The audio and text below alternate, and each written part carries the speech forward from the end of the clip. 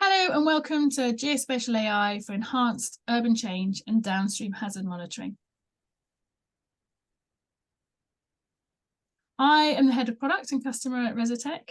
I'm a regular presenter at events and I've probably met some of you at events like ASDSO or CIATI. My role is to help make sure that the needs and the challenges of our customers and those in the markets we work in are fully understood. But my mission is to design products and features that help with those challenges or to make the jobs of our customers easier. The common goal of the dam community is to reduce the risk of dam incidents or failures. And Resitech has a team of data scientists and engineers, earth observation experts and software developers. And we provide the dam community with a variety of data sets and analyses to help create new insights on and around their dams, and also create software features that can then help them more easily identify trends and patterns in the data to better plan and report on dam safety. So in the course of the conversations I've had with dam operators and dam safety regulators, there seems to be three significant challenges facing the industry today that better data and software can help with. Firstly, the condition of the dams themselves. These are deteriorating as the assets age and they come under more and more pressure from the environment. So the likelihood of the failure of many of these dams is going up. And I've also taken a look at the ASDSO database of dam failures and incidents to look at the figures for the last few years. So since January 2010 to the present day, there have been 964 dam incidents and failures in the US.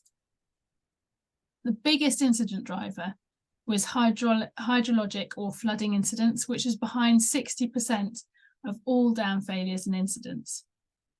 This is not going to change as our weather becomes increasingly unpredictable and extreme with climate change. And in fact, our dams are coming under pressure from flood events, droughts and thermal stresses with greater and greater frequency. So 306 of the incidents since 2010 were failures. That's almost 1/3. And the largest proportion of dam failures, 61%, occurred on low hazard dams.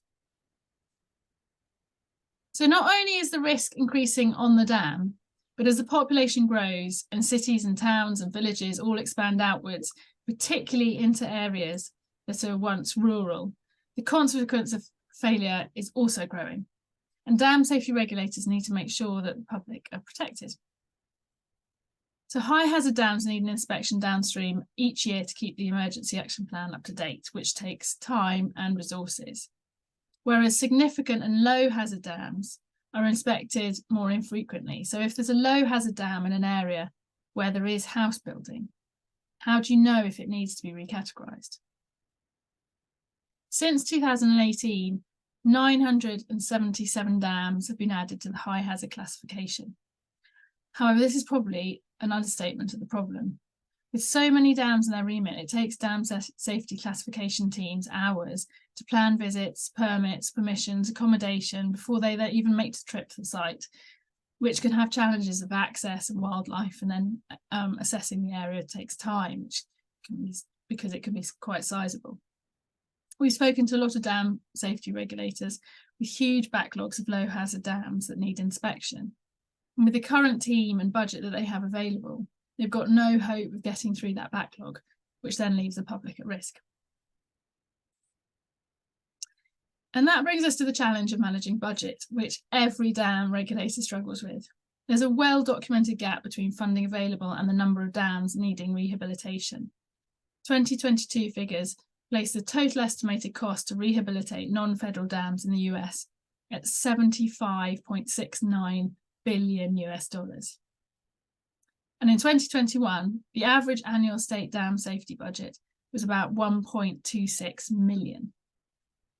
So the annual budget of all the states combined doesn't even come close to what's required to remediate the dams themselves. There's a clear, overwhelming gap. However, there is more money coming online. This year, the rehabilitation of high hazard potential dam program is making $185 million US available. And the National Dam Safety State Assistant Grant Programme is making another $26 million available, which are both investments funded by the bipartisan infrastructure law. The funding opportunity is already open, and the deadline to apply is February the 29th, and more funding will be available in the summer.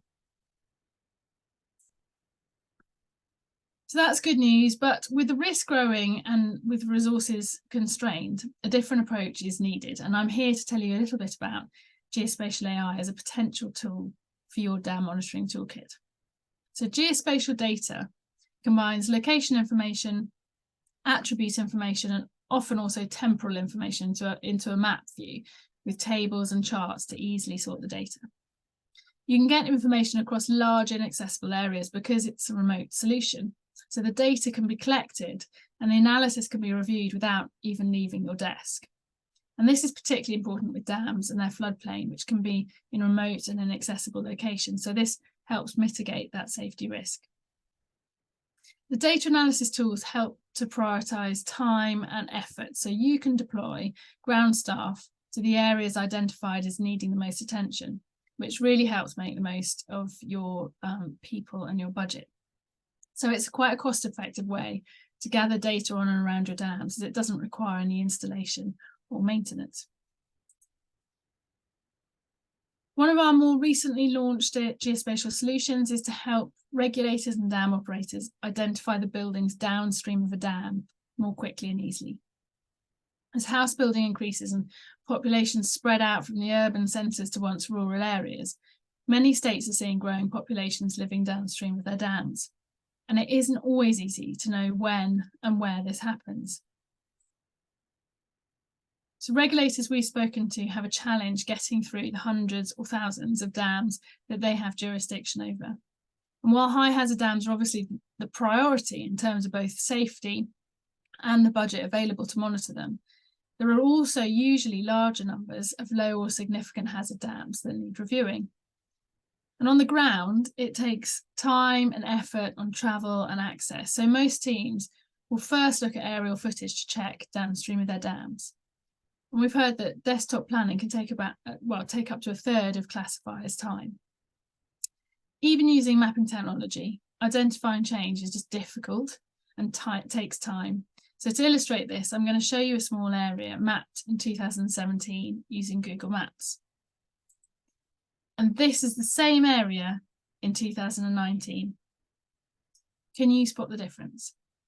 So aerial mapping technologies often have different quality levels, lighting and shadows between images, and that makes it really difficult and time-consuming to count new buildings.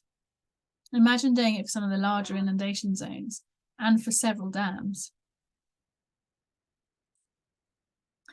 Because the priority is the high hazard dams, and there tends to be fewer of these, the low hazard dams are often where the biggest backlog is. At the rate of house building today, it's really easy to miss construction downstream of the dam even within that 10-year inspection window. But some of these dams are waiting longer than this to be assessed because the backlog's just building up, and that can potentially put lives at risk. So in the images shown here, you've got a dam that was built in 1967, and it was originally classified as a small, low hazard potential dam. And you can see on the image on the image on the left is the dam in 2003. And then on the right, you can see that the dam is in 2013 when it was reclassified to a high hazard potential dam, because you can see the significant development downstream. But if we go back in time, you can see the development was pretty significant 2 years before in 2011. And then back in time again, 2008, the image is showing building work had completed on a handful of houses downstream of the dam already. This is 5 years before it's reclassified. So while it's lucky there's no failure event in place to place lives in danger before an emergency plan was put in place when it was reclassified, with increasing unpredictable weather and the greater frequency of flood events, this is surely quite a worrying risk. Our research has showed that environmental and urban change is the second highest priority for regulators after digitising and centralising the dam record. So we're aiming to do both of those things. And talking in greater depth with the dam operators and regulators at a state and federal level, it's really clear that technology is the answer to many of their problems. So one of the federal dam safety officers we spoke to told us that a remote solution would get around the challenge of getting permissions to access the land from difficult landowners. And one of the state dam classifiers told us that an online solution would really enable them to focus resources on the dams that potentially pose a greater risk to public safety. Our vision is to provide an early risk warning solution for dams and their surroundings to support earlier intervention. And our solution is relatively simple, but we have the technology infrastructure to be able to manage large data sets for large areas, which makes it easier for us to do and manage. And then we can give regulators access to the software as a service with annual updates on the data going forward. That gives them a better and more up-to-date set of information than most of them are currently working with. Our solution first identifies where there are buildings within a flood zone or a buffer area. And then it accesses a database of addresses and matches up the location or the geocode with the appropriate address. So it can identify any building and the address for that building if it exists. This is then accessible in our dam monitoring platform, which gives you the tools to manage that data. And I can show you what that looks like with a platform demo.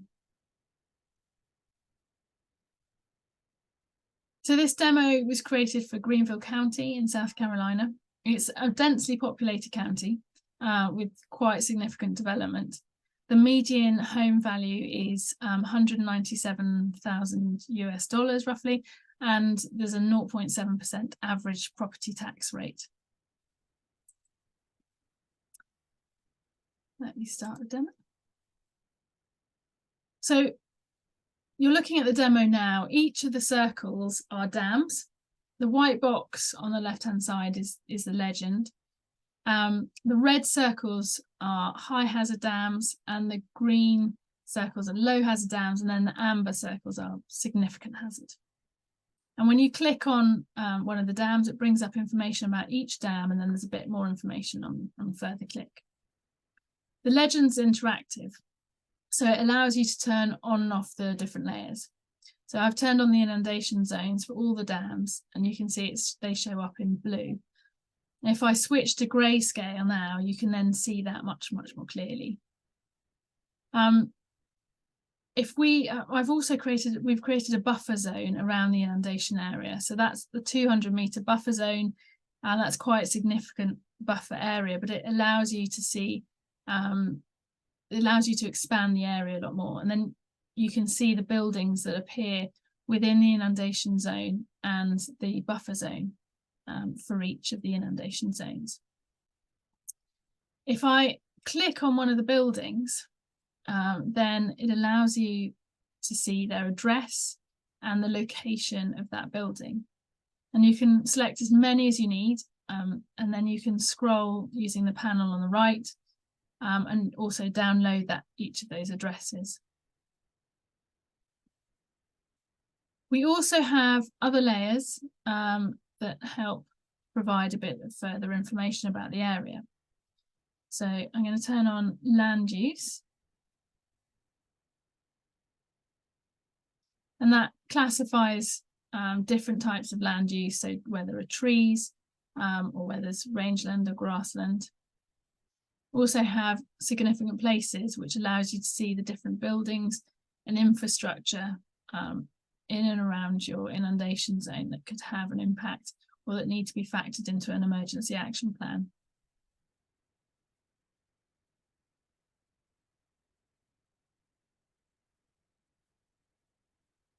And then there's another layer, which if I zoom out a bit, you can see, you turn that on, you can see the major roads in the area as well, because that's going to help you plan how to evacuate, and it's also going to show you where there's going to be significant traffic. We also have a dashboard with a table view of all those buildings at risk. So this can be filtered and sorted to get the list of the addresses that you need. So at the moment, I am just searching for Lake Fairfield Dam, so I can narrow it down to just those buildings, and then I can further filter just to see the buildings that are only in the inundation zone. So that gives you 18 rows, so that's 18 buildings that are in the inundation zone for Lake Fairfield Dam, and you can see on the map it's all been filtered, so you can zoom in and take a look at that. And the chart summarises all the data in the table. So if you're building or reviewing an emergency action plan, that helps you create an easy list. The other way you could filter this is you can look at all the buildings that are new in 2023 that are within a dam breach inundation zone, but for the whole county.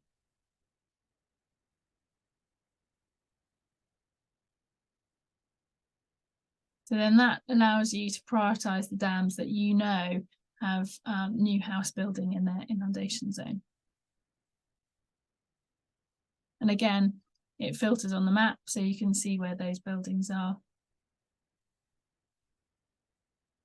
There's also a dashboard summarising all the inundation zones and the buildings, the roads, all the significant places and the land use that fall within each of those inundation zones and the buffer zone.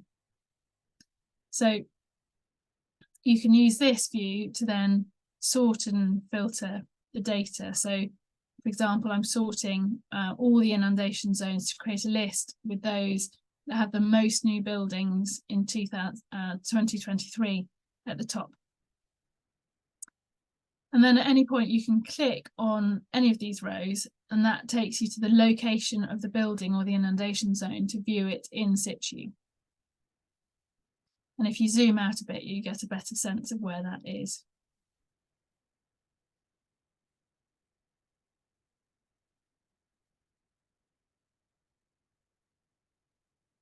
So the charts and the map always summarise the data that's in the table at the top. And these tables, charts and map layers can be tailored to what each regulator needs to see, helping them then prioritise dams for inspection and help plan any visits or discussions with dam operators.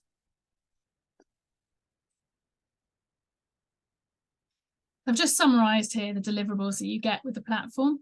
The only one I haven't shown you is the local weather data that can be added for each of those sites as well. So Downstream has as part of a dam monitoring package for dam operators to better assess their risk and target their monitoring resources more effectively. For regulators, we have a package suited to operating downstream hazard over larger areas so that they can use it for hazard classification across their whole state or just a number of counties. We already work with a wide range of customers across the US and the rest of the world. They include many recognised and respected names that continue to work with us, which is a testament to what we do, including a couple of regulators. There is absolutely nothing better than seeing our product being used in the field. So it's great to be working with such a good community. And I love talking to you and also our customers about how we can continue to develop it and keep improving our product. Before we close though, for those of you not yet using Geospatial AI, I'm just going to summarise the benefits. It gives dam owners and operators a data-driven approach to monitoring the condition of their dam. And what's important about that is getting valuable new insights. It's also a remote solution that will give you another lens on your dam monitoring programme. And that's a direct quote from one of our customers.